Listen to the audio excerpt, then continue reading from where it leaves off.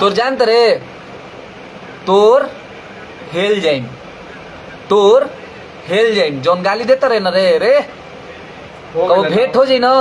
तो गाड़ में हगवास सुखा जी हगवास पैंट गीला हो जी पूरी तरह से कबो आके मिल लिए ऑन द स्पॉट मरे खातिर कबो तैयार रहनी जा। अरे साला इतना बात कर नहीं जा ना कहीं भी जा नहीं जाना तो ई कफन बांध के ही जानी जा जाने नहीं जा कि हमनी के कभी भी मौत आ सकेला। हमनी के कबो जिए के ख्वाहिश ना रखे नहीं जा ठीक ना आ कबो तोरा से भेंट हो जी खाली फोने पे भोंकबे या गाली देबे कमेंट जावना के जेकरा से दिक्कत बना हमनी से दिक्कत बा हमनी से फरियाले तोरा रमेश से दिक्कत बा रमेश से फरियाला सन सुन तूफान रात से दिक्कत बा ना तूफान रात कुछ ना बोले तो हनी के आके फरियाले जाके तूफान रात से रमेशो तारा कुछ ना बोले रमेशो से जाके फरियाली लगे तो ठीक बा जौन सिंगर से जेकरा से दिक्कत बा पासवान से जाके फरियाल लगे। मैं SC/ST के मैं अनुसूचित जाति अनुसूचित जनजाति गाली देबा तो जुबान खींच ले माँ दर चोत कोई होके औकात में रहा औकात में अगर SC/ST के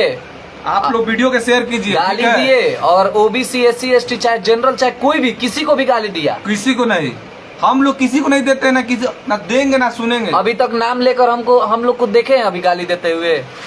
देखे हैं अभी सुने हैं। अरे हम लोग समाज का अंगरक्षक है अंगरक्षक रहेंगे समाज के अंगरक्षक हैं जा रहल जाई सुन तू चाहते रहे दूसरा से कंट्रोल कर लोगे